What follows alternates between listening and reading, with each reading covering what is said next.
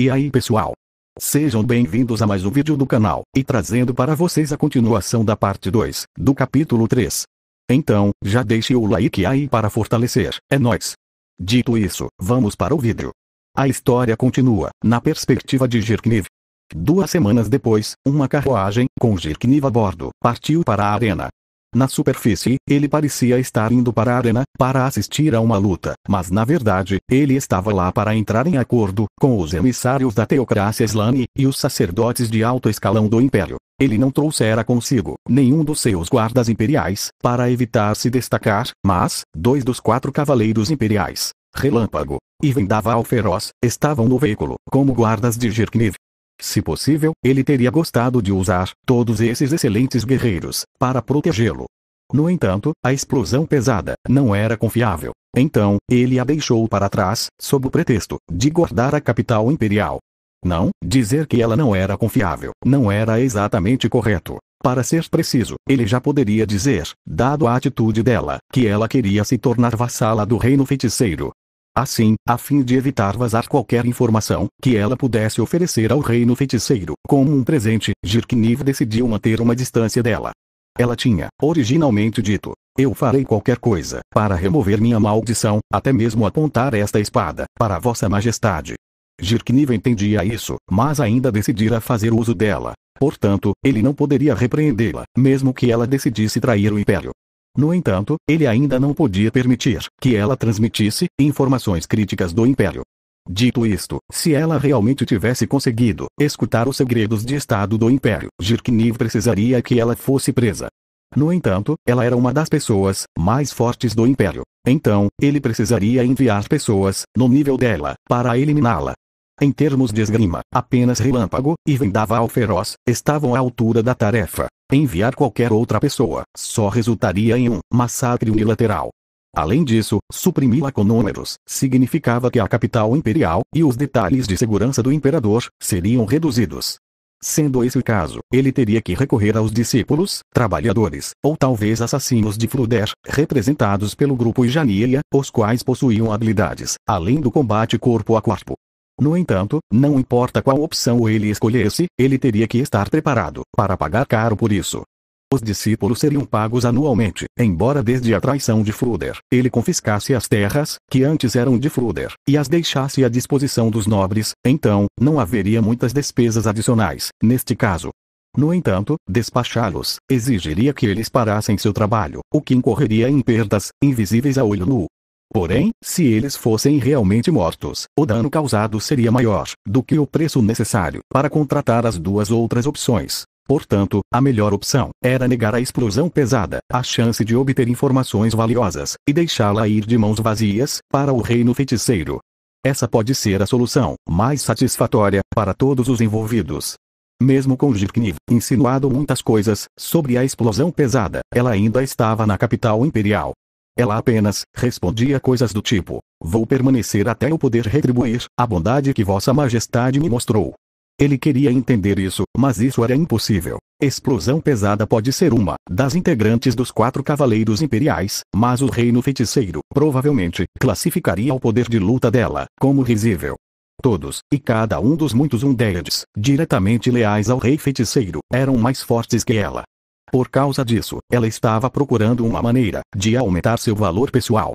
O estômago de Zirkniv começou a doer de novo quando ele pensou sobre a realidade sem esperança. Realidade onde o rei feiticeiro comandou milhares de Undeads, que eram individualmente mais fortes do que a explosão pesada, uma das mais poderosas guerreiras do Império, e isso sem contar o poder do próprio rei feiticeiro. Zirkniv pensou, o que devo fazer sobre isso? Uma única pessoa forte não pode mudar o curso de uma batalha, assim diziam. No entanto, a realidade provou o contrário.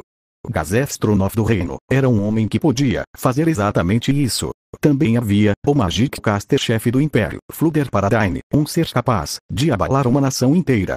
Cada um deles era uma figura comparável a um exército ou a um país. Em outras palavras, mesmo sem considerar o poder assustador do rei Undead, o reino feiticeiro já exercia o poder de 1000 exércitos. Não há nada a ser feito, é isso. Se, bem, não dá para detê-lo, mesmo com 1000 exércitos, certo? Como eu pensei, desistir é melhor. Claro, ele não podia dizer isso na frente de seus subordinados, mas a ideia já havia aparecido na mente de Zirkniv várias vezes. Na verdade, esse foi seu primeiro pensamento quando ouviu falar da infame batalha das planícies Katze. Basil-Ord falou: então, Vossa Majestade, depois de nos encontrarmos com o pessoal do pássaro fio prateado, vamos sair. Isso vai ficar bem. Zirkniv desviou o olhar para ver o homem sentado à sua frente. Diante dele era um dos 4 cavaleiros, Relâmpago, Basil-Ord Peshmel. Zirkniv assentiu em silêncio. Eles haviam contratado uma equipe de aventureiros Adamantaito como segurança para hoje. Eles estavam ostensivamente lá como um detalhe de segurança. Seu principal objetivo era procurar quaisquer espiões do reino feiticeiro. Lamentavelmente, ele não conseguiu se encontrar com Ijaniya, que havia sido considerado como uma das alternativas. Isso também fez Zirkniv perceber que induzi-los ao Império seria muito difícil. Nimble falou: Vossa Majestade, embora os aventureiros Adamantaito possuam a maior força de luta de toda a humanidade, eles ainda não podem ultrapassar os limites da habilidade humana. Por favor, não abaixe sua guarda. Zirkniv estava dolorosamente ciente daquelas palavras que o vendava feroz Nimbleark da Alianosh estava tentando dizer a ele. De fato, tendo visto as fileiras de monstros dentro daquela sala do trono, ele entendia essas palavras melhor que Nimble, que assistira àquele grande massacre com seus próprios olhos. Basil-Ord falou: claro. No entanto, eles podem muito bem ser incapazes de aguentar.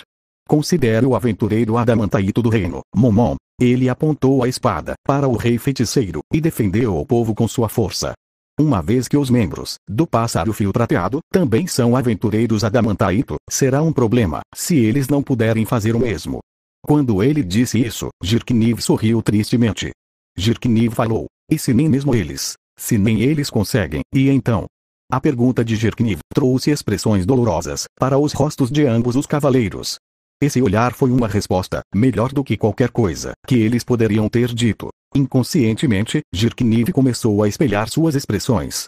Nimble falou: Vossa Majestade, por favor, não faça essa cara. Podemos não ser fortes, mas ainda vamos dedicar nossos corações e almas para completar nossa tarefa. Basil-Ord falou: isso mesmo, Vossa Majestade. Por favor, adote aquela atitude confiante e arrogante de novo. Este estado frágil em que está agora não combina com você. Essas palavras gentis perfuraram o coração de Zirkniv, e ele não conseguiu dizer: isso não se aplica a vocês também. No entanto, ele decidiu aceitá-las, sem reclamar. Aquelas palavras poderiam ter tido tanto efeito quanto regar um deserto, mas de fato, essas palavras haviam mergulhado no deserto de seu coração.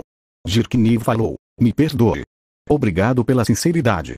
Então, já que só vocês dois estão aqui, vocês se importariam de ouvir meus pensamentos tolos, por um tempo? Os 2 cavaleiros assentiram, sem palavras. Zirkniv falou: o que vocês acham que eu deveria fazer? Porque um monstro assim apareceria ao lado do Império. Por quê? Que pecado cometi contra o céu e a terra para justificar isso? O que devo fazer para matar aquele monstro? Ou não, selá-lo? Agora que o triunfo do Império foi roubado pelo inimigo, existe realmente alguma maneira de mudar a situação? Ele não planejara dizer isso. Se Zirkniv se descontrolasse, seu povo não seria capaz de segui-lo. Aquele que se colocava acima dos outros precisava adotar uma atitude apropriadamente superior. Isto era especialmente verdadeiro para o imperador sangrento, que havia expurgado muitos nobres. O imperador não podia se dar ao luxo de demonstrar fraqueza. Essa foi uma lição que seu respeitado pai lhe ensinara. No entanto, todos os seres humanos tinham um limite para o que eles poderiam suportar. O lado humano de Zirkniv era um que ele só mostraria para suas concubinas. Mas agora, essa parte dele estava chorando. Zirkniv falou: é verdade que pedi a ele para nos lançar uma magia, mas não pude fazer nada quanto a decidir qual. Não podemos planejar nenhuma contramedida se não tivermos ideia de suas habilidades. Eu sou o culpado por isso. Devo assumir a responsabilidade por tudo que deu errado.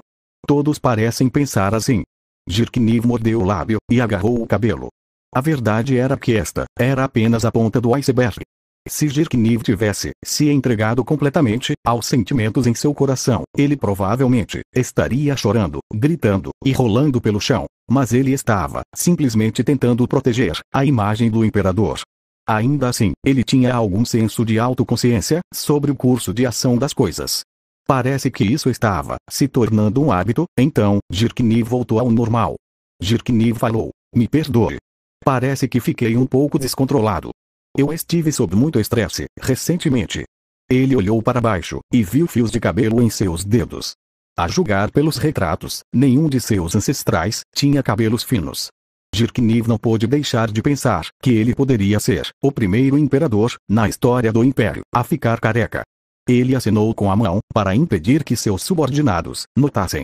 Às vezes, a pena é mais do que uma repreensão, e o mesmo se aplica à questão da queda de cabelo. Jirkniv falou, dito isso, pode não ser muito convincente, depois que vocês viram este meu lado. No entanto, vocês dois não precisam se preocupar. Eu vou cuidar disso, de alguma forma. Eu não vou deixar ele fazer o que ele quiser com o Império. Aquele sorriso confiante pareceu suavizar os rostos de seus subordinados. No entanto, nenhum deles estava realmente à vontade. Eles também entenderam que as palavras de Jirkniv eram apenas um alívio temporário. Não importava como pensassem, eles não conseguiam encontrar uma maneira de lidar com esse monstro. Na verdade, Jirkniv achava que seria impossível, a menos que houvesse uma arma que pudesse matar permanentemente os Undeads, ou a menos que outro ser humano muito poderoso aparecesse. Jirkniv pensou, é por isso que precisamos confiar na teocracia Slane. Eles têm uma história mais longa que a nossa, então, eles podem encontrar uma arma capaz de matar os Undeads de uma só vez. Não apenas compartilhar informações com eles nos permitirá continuar lutando. Tudo o que ele podia fazer agora era rezar para que isso acontecesse. A carruagem continuou em frente, e com ela foram as últimas esperanças de Jirkniv. Fim. Obrigado por sua visualização e nos vemos no próximo vídeo.